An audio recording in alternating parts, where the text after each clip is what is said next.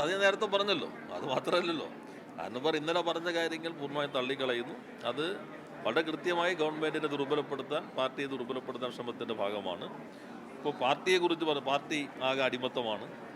യഥാർത്ഥത്തിൽ നിങ്ങൾ തന്നെ റിപ്പോർട്ട് ചെയ്യുന്ന തെരഞ്ഞെടുപ്പ് കഴിഞ്ഞപ്പോൾ പാർട്ടിയിൽ ഉടനീളം വളരെ ഗൗരവമായ ചർച്ചകൾ നടക്കുന്നു. മുഖ്യമന്ത്രിയെ പോലും നിർഭയമായി പാർട്ടി അംഗങ്ങൾ വിമർശിക്കുന്നു. ഇതാണല്ലോ മാധ്യമങ്ങൾ റിപ്പോർട്ട് ചെയ്തത്. ഞങ്ങളുടെ പാർട്ടിയുടെ സംവിധാനം പാർട്ടിക്കകത്ത് സജീവമായ ചർച്ചകളുണ്ട്. ഇപ്പോൾ തെരഞ്ഞെടുപ്പ് കഴിഞ്ഞു. തെരഞ്ഞെടുപ്പ് പരാജയത്തിൻ്റെ പ്രധാനപ്പെട്ട കാരണം രാഷ്ട്രീയ പ്രശ്നങ്ങളാണ്. എന്നാൽ ഞങ്ങൾക്ക് എന്തെങ്കിലും കുറവുണ്ടോ? ഗവൺമെൻറ് എന്തെങ്കിലും കുറവുകളുണ്ടോ? അത് ഞങ്ങൾ പരിശോധിച്ചു. അതിൻ്റെ അടിസ്ഥാനത്തിൽ അന്തിമ തീരുമാനത്തിലേക്ക് എത്തിയില്ല. പാർട്ടി താഴോട്ട് പോയി. ബ്രാഞ്ച് വരെയുള്ള എല്ലാ ഘടകങ്ങൾക്കകത്തും ചർച്ച ചെയ്തു. അവിടെ നിന്ന് അഭിപ്രായങ്ങൾ കേട്ടു.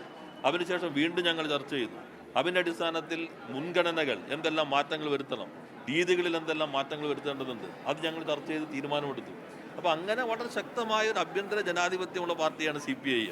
അപ്പോൾ അത്തരമൊരു പാർട്ടിക്കകത്ത് ചില ആശയക്കുഴപ്പങ്ങൾ സൃഷ്ടിക്കാൻ കഴിയുമോ? സ്വാഭാവികമായിട്ട് എത്ര നിഷ്പക്ഷമായി പോലീസ് പ്രവർത്തിച്ചാലും ചില വിഷമങ്ങളോ ചില പ്രശ്നങ്ങളൊക്കെ ഉണ്ടായെന്ന് വരാം. അതെല്ലാം ഒരു വല്ലാത്തൊരു അതാണ് പൊതുപ്രവണത എന്ന് സ്ഥാപിക്കാനുള്ള ഒരു ശ്രമം പൊതുവെ നടക്കുന്നുണ്ട്. അതിന് ഒരു ആയുധമായിട്ട് വരുന്നു. അതോടൊപ്പം തന്നെ മറ്റു തരത്തിലും ഒരു മുസ്ലിം വിരുദ്ധത, ഞാൻ നേരത്തെ പറഞ്ഞു മുസ്ലിം പ്രീണനമാണ് ലോക്സഭാ തെരഞ്ഞെടുപ്പ് കഴിയുമ്പോൾ ഞങ്ങൾക്കെതിരെ പറഞ്ഞിരുന്നെങ്കിൽ ഇപ്പോൾ ഒരു മുസ്ലിം വിരുദ്ധത എന്ന് സ്ഥാപിക്കാൻ ചില ശക്തികൾ, പ്രത്യേകിച്ചും മുസ്ലിം ചില സംഘടനകൾ പ്രത്യേകമായി ശ്രമിക്കുന്നു. അതിനൊരു കാരണം കൂടിയുണ്ട്.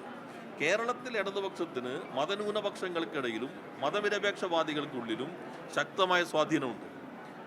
ആ സ്വാധീനമാണ് BJPയുടെ വളർച്ചയ്ക്ക് തടസ്സമുണ്ടാക്കുന്നത്. ആ സ്വാധീനമാണ് ചില മുസ്ലിം തീവ്രവാദ സംഘടനകളുടെ വളർച്ചയ്ക്ക് തടസ്സമുണ്ടാക്കുന്നത്. അതുകൊണ്ട് CPMനെ ദുർബലപ്പെടുത്തേണ്ടത് ഈ രണ്ട് വിഭാഗങ്ങളുടെയും ആവശ്യമാണ്.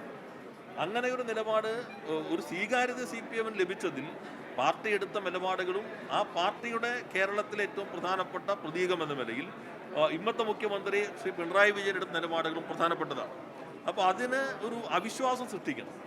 ആ അവിശ്വാസം പാർട്ടിയിലും മതനിരപേക്ഷവാദികളിലും മതന്യൂനപക്ഷങ്ങളിലും സൃഷ്ടിക്കണം. അതിനൊരു ആസൂത്രിതമായ നരേറ്റീവ് കുറച്ചു കാലമായി കേരളത്തിൽ പ്രവർത്തിക്കുന്നുണ്ട്. ആ നരേറ്റീവിൻ്റെ ഏറ്റവും ഒടുവിലത്തെ ഒരു മുഖമായിട്ടാണ് അൻവർ വന്നിട്ടുള്ളത്.